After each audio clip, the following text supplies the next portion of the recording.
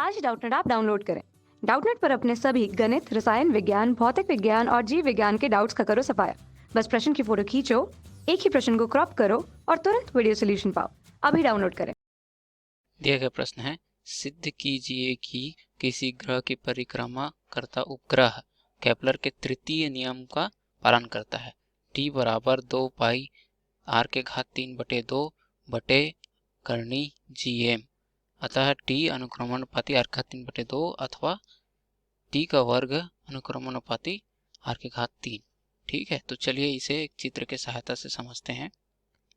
मान लीजिए ये हमारी पृथ्वी है तथा पृथ्वी की त्रिज्या r है। ठीक है, अब पृथ्वी के केंद्र से छोटे r दूरी पर एक उपग्रह जो है गति कर रहा है ना। और पृथ्वी की सतह से जो भूपर्पटिक होता है वहां से h ऊंचाई पर उपग्रह है। ठीक है, मतलब उपग्रह को दो ऊंचाई से नाप रहे हैं, एक केंद्र से r दूरी पर और दूसरा h दूरी पर।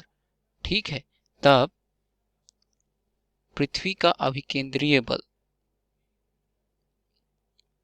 पृथ्वी का अभिकेंद्रीय बल बराबर हो जाएगा गुरुत्वाकर्षण बल के। गुरुत्वाकर्षण बल के बराबर क्यों हो जाएगा? क्योंकि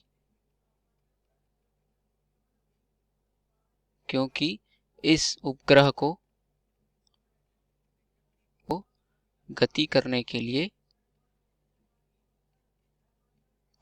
लिए आवश्यक अभिकेंद्रीय बल चाहिए। ठीक है, आवश्यक अभिकेंद्रीय बल चाहिए, है ना। केंद्रीय बल क्या हो जाएगा?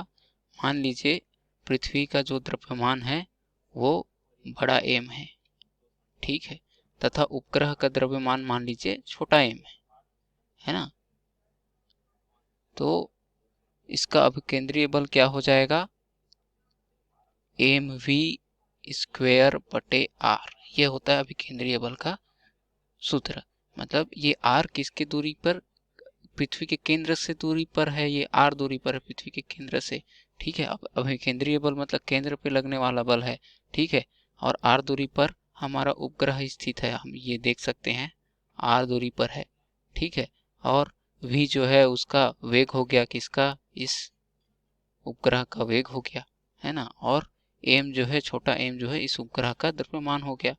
तो mv² बटे हो जाएगा गुरुत्वाकर्षण बल। अब गुरुत्वाकर्षण बल क्या कहलाता है?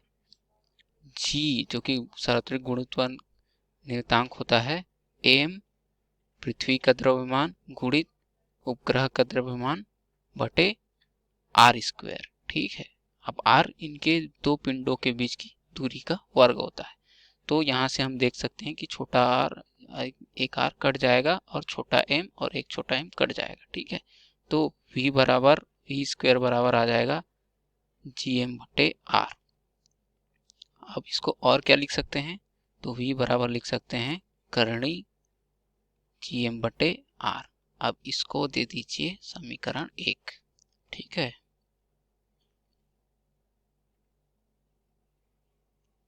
अब इसके बाद हम जानते हैं कि कोणीय वेग ओमेगा बराबर क्या होता है? v बटे r होता है। ठीक है, v बटे r मतलब जो वेग है उसको अगर उसकी दूरी से, मतलब पृथ्वी और उपग्रह की दूरी से हम डिवाइड कर देंगे तो कोणीय वेग आ जाएगा। क्यों? क्योंकि वह वृत्तीय वेग से घूमते रहता है। आप देख सकते हैं ये उपग्रह जो है वृत्तीय वेग में, कोणीय वेग में घूम रहा है। ठीक है, ऐसे करके तो वो वेग निकालना हमको जरूरी है। ठीक है, तो हमारे पास आ जाएगा ओमेगा बराबर, समीकरण 1 को r से भाग दे दीजिए तो gm बटे r का पूरे का r। ठीक है, अब आप देख सकते हैं कि जो ये नीचे में r है यह करनी के अंदर जाके वर्ग हो जाएगा, मतलब gm बटे r का वर्ग गुणित r हो जाएगा। ठीक है ना, मतलब क्या हो गया वो ओमेगा बराबर लिख सकते हैं हम GM बटे R के क्यूब। ठीक है ना, इतना समझ में आ गया। इसे समीकरण 1-2 दे दीजिए। ये क्या हो जाएगा, समीकरण 2। ठीक है, क्योंकि हमने एक पहले ही दे दिया है। अब क्या करेंगे हम, परिक्रमण काल। परिक्रमण काल हम जानते हैं कि परिक्रमण काल t बराबर होता है 2 पाई बाई ओमेगा। ठीक है, अब हम इसे क्यों ले रहे हैं, तो हम आप देख सकते हैं प्रश्नानुसार जो पूछा गया है, प्रश्न में क्या पूछा गया है कि टी स्क्वेयर अनुक्रमानुपाती टी के घात 3 को सिद्ध कीजिए, मतलब केपलर के नियम को सिद्ध कीजिए। अतः हमें किसकी जरूरत पड़ेगी, तो परिक्रमण काल की जरूरत पड़ेगी, इसलिए हमने इसको लिया। ठीक है, तो t बराबर क्या हो जाएगा, 2 पाई बाई, अब ओमेगा का मान यहाँ से रख दीजिए समीकरण 2 से, तो ये हो जाएगा GM बटे R के घात 3। ठीक है, तो t बराबर क्या हो जाएगा, ये R के घात 3 ऊपर चले जाएगा, 2 पाई करनी R के घात 3 बटे GM।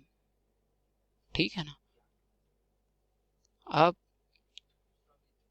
हम जानते हैं कि 2 पाई जो है नियतांक है और GM भी नियतांक है। जो G होता है वो सार्वत्रिक गुरुत्वाकर्षण नियतांक होता है। ठीक है, ये और M तो जो है पृथ्वी का द्रव्यमान हो गया, है ना, पृथ्वी का द्रव्यमान हो गया।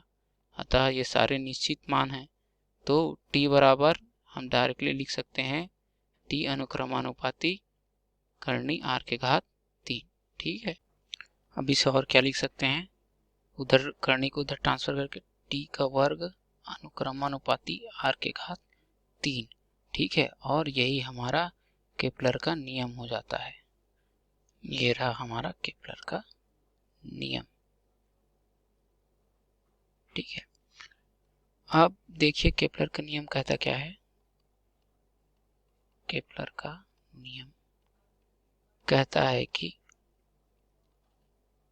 किसी भी ग्रह परिक्रमण काल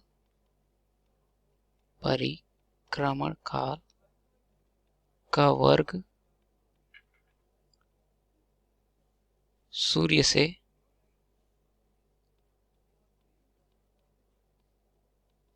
बीच की दूरी के घनमूल के अनुक्रमानुपाती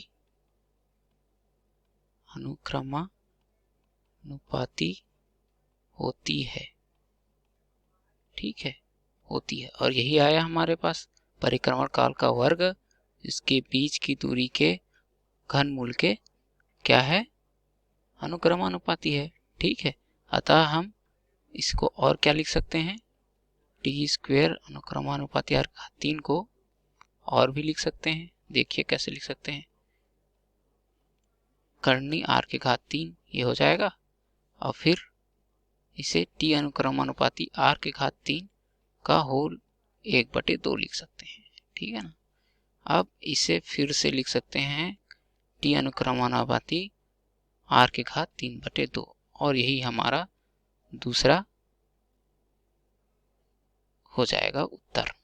ठीक है, यही हमारा क्या हो गया, दूसरा उत्तर हो जाएगा ये। धन्यवाद। कक्षा 6ठी से 12वीं से लेकर नीट, IIT, JEE वो एडवांस के लेवल तक 1 करोड़ से ज्यादा छात्रों का भरोसा। आज ही डाउनलोड करें डाउटनेट ऐप या व्हाट्सएप करें अपने सारे डाउट्स 8400 400 400 पर।